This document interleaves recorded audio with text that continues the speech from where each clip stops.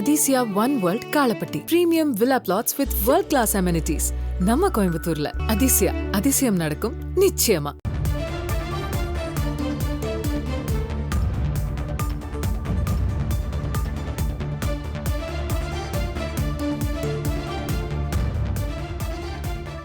ஆசிய கோப்பை தொடருக்கான இந்திய அணி அறிவிப்பானது வெளியிடப்பட்டிருக்கிறது. முழு விவரங்களோடு இணைகிறார் நமது செய்தியாளர் பாலாஜி. வணக்கம் பாலாஜி, இந்திய அணியில் யாரெல்லாம் இடம்பெற்றிருக்கிறார்கள்? முழு விவரங்கள்.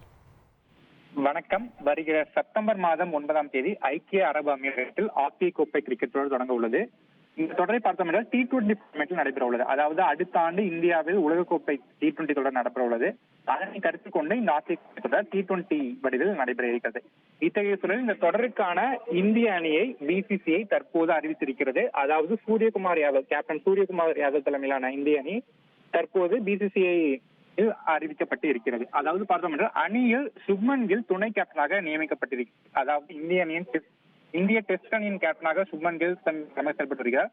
அவர் தற்போது இந்திய T20 அணியில் துணை கேப்டனாக நியமிக்கப்பட்டிருக்கிறார்.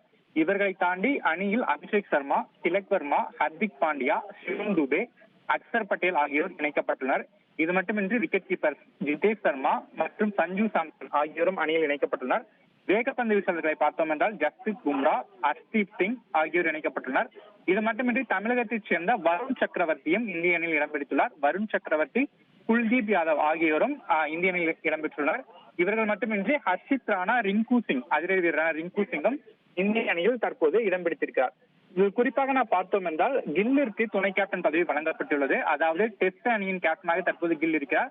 அவரை தற்போது T20 அணியில் சேர்த்து தற்போது அவருக்கு துணை கேப்டன் பதவியும் வழங்கப்பட்டிருக்கிறது. இது எதிர்கால அணியின் நலனை கருத்தில் கொண்டு எடுக்கப்பட்ட முடிவாக பார்க்கப்படுகிறது.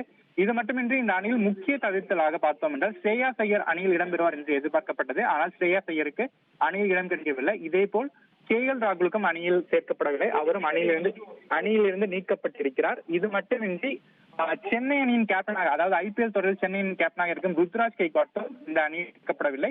ஸ்ரேயாஸ் ஐயர், KL ராகுல், ருத்ராஜ் கெய்க்வாட் ஆகிய 3 வீரர்கள் இந்த அணியில் இடம்பெறவில்லை. அவர்கள் அணியில் இடம்பெறலாம் என்று எதிர்பார்க்கப்பட்டது. ஆனால் அவர்களுக்கு இந்த அணியில் வாய்ப்பளிக்கப்படவில்லை.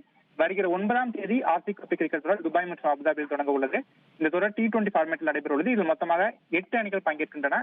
இந்தியா, பாகிஸ்தான், இலங்கை, வங்கதேசம், ஸ்ரீலங்கா, ஐக்கிய அரபு அமீரகம், ஓமன், ஹாங்காங் உள்ளிட்ட 8 அணிகள் பங்கேற்கின்றன.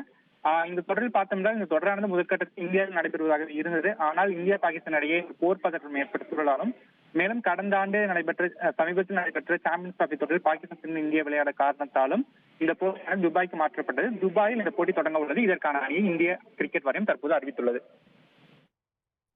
உங்கள் விவரங்களுக்கு நன்றி Balaji. Adisia One World Kalapatti. Premium villa plots with world-class amenities.